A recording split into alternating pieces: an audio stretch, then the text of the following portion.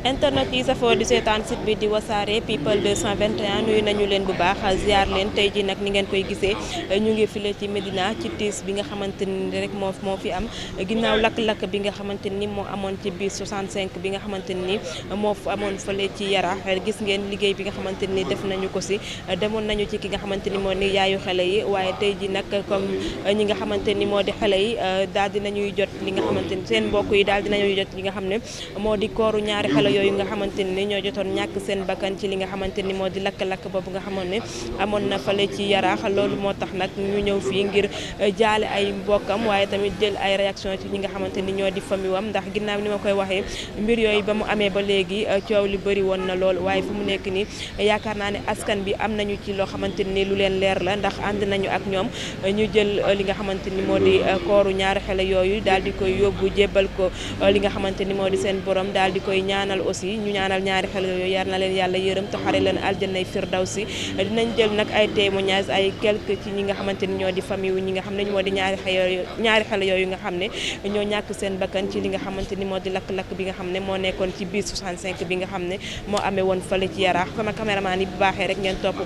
ma daal di gisee ak famille ndaw ci ñaari xale yi daal di leen jël seen réaction ñoom tamit ki ñu taxawal nii di monsieur Bamba Fall di nekk maire fi nga xamante ni moo di file ci Médina maître Bamba Fall bi ne la nuyoo jaale la li nga xamante ni moo xew file ci sa gox di Médina ñu bàyyi la nga sànni ci ay kàddu sa gis-gis si mbir yi. maa ngi masawu ñëpp di jaale le président Macky Sall ak le président guinéen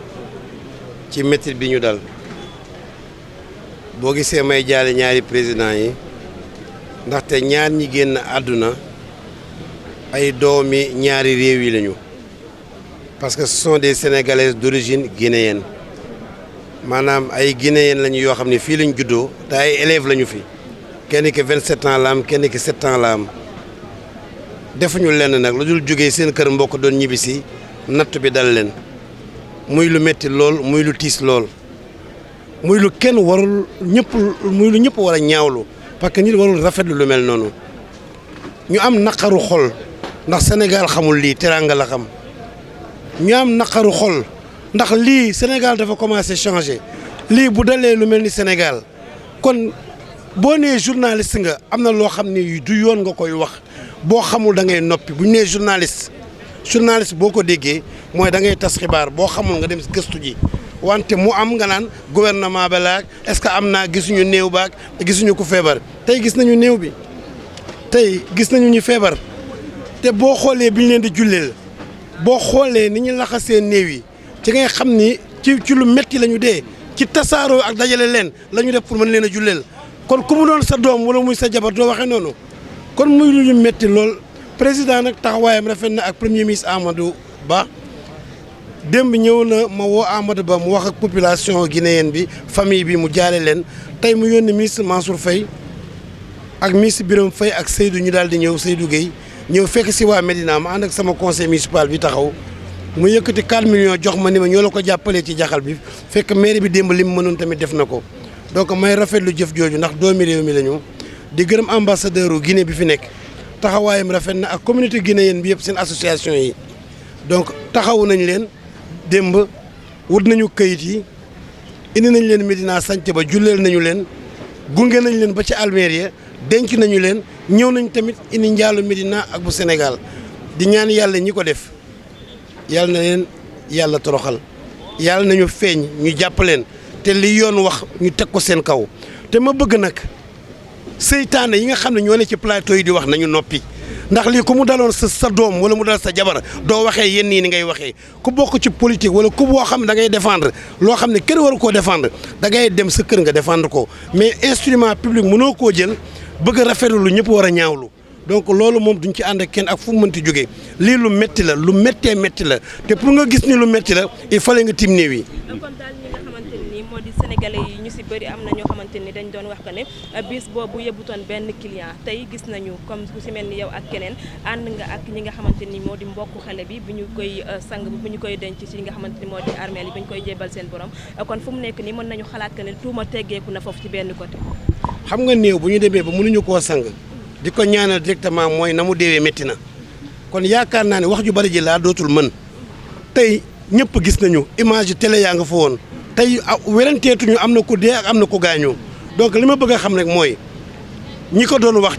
non population bu wax dem yoonam méttiwu ma mais taskatu xibaar boo ko déggee mooy dafa war a informer juste et vrai bu xamul mu gëstu ji mais li may bañ mooy nga yor plateau ñu lay déglu ngay wax lu amul tey bi ñu gisee néew yi lan la ñu war a wax dañoo war a démissionner dañu war a rocc seen i micro nangu seen carte de presse maa ngi ñaan sama mbokk journalistes yi ñoom bokk nañu ci li mën a yàq réew comme bokk nañu ci li mën a defar réew bu dee wax bi nga wax dafa nar a yàq réew nga noppi bu dee saa yu yëkkatee sa kàddu réew mi mën na cee baax vraiment rafetlu nañu ngay gaaw di yëkkati sa kàddu. d'accord est-ce que image bi nga xamante ni ñu ngi koy gis jamono yi fii fi nga xamante ni moo di Sénégal image boobu nekkul suñu image kon tey lan la ñu mën a xaar ci ñi nga xamante ni moo di nguur gi ci li nga xam ne moom moo xew ci fële ca Yaraax. gis nga yàlla moo dogal démb mu xew Yaraax mais bi ñuy jéem a saboter terre bi lii la naroon jur te ñu bari ci naroon a dee bi ñu naree saboter courant bi lakk yu mel noonu la naroon jur te ñu bari ci dee démb rek ci waxtu wi démb ñu ci bari doon nañu jéem lu ni mel. jóge nañu monument takki kagul démb plus d'une trentaine de personnes démb xale yi Médina yi ñoo leen dàq ba jàpp ci ñeent police jox police kon doon nañu jéem lu mel démb côté Tilène démb waaye réussiruñ ko moo tax bu ñu jugul nekk ñun bàyyi féewalo bi am suñu fayday bopp kon dinañ ñu rax ci dañuy yàq réew mi te waruñu koo nangu man de ak Médina ak ñi ma déggal duñ fi nangu lu mel noonu. kon lan ngeen xalaat ne tey loolu mooy doon solution bi mooy saafara jàngoro bi nga xamante ni solution bi mooy naafeq gi ñu bakkoo booy dialogué ba ñuy tey rey doomi réew mi da ngay yemale loolu te dawal ordre l'islam sax daf ñu la ku rey nañ ko rey donc wax ju bari ji moo ko jaratul am na ñoo xam ne jël parce que tant que mu ngi yem ci toj kaar amul lu ñu wax mais bu ñu demee ba bakkan di ci faatu wax ji mënatul bari dialogue mënatul faa am ku faat ñu faat la mu jeex tàkk ku def lu bon ñu fay la lu bon mu jeex. Pour pouvoir les enterrer je pense que ça a été pénible et difficile. Le chef de l'État a envoyé une forte délégation dirigée par le ministre Mansour Faye, Birame Faye et le ministre Seydou Gueye, qui sont venus à la levée du corps et le président a contribué aussi, n'est-ce pas, financièrement pour l'organisation des funérailles. Nous remercions aussi le Premier ministre qui depuis hier, n'est-ce pas, a appelé la famille pour les réconforter. Je profite de l'occasion aussi de remercier le conseil municipal de la Médina, les délégués de quartier et toute la population médinoise qui depuis avant-hier, quand ils ont su qu'elles sont des Médinoises, se sont mobilisés pour soutenir la famille. Ces enfants décédés sont des élèves. L'une a 27 ans, l'autre a 7 ans. Donc, elles venaient de Kounoun, chez leur beau-père. C'est vers Yaraax qu'elles ont subi ces actes de violence. Et je vous dis que ce sont des Sénégalaises d'origine guinéenne parce qu'elles sont nées ici. Et je ne savais même pas qu'elles habitaient à la Médina et surtout en face de la mairie. Donc elles sont des Médinoises à part entière. Donc je présente la condoléance de toute la Médina et du peuple sénégalais. Et dire au chef de l'État que ces actes doivent être poursuivis.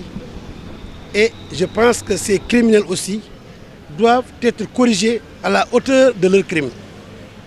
Quand tu vois l'emballage vraiment de ces dépouilles, nettement ça renseigne sur la violence de l'acte. C'est ce qui est inacceptable. Hier, ils ont essayé de répéter ça à la Médina. Ils étaient une vingtaine de jeunes en cagoule, mais malheureusement on en a pris 4. Et pour le reste maintenant on va voir. Mais l'État ne doit pas laisser ça. Et je demande aussi à ceux qui se disent journalistes, le journaliste doit livrer des informations vérifiées.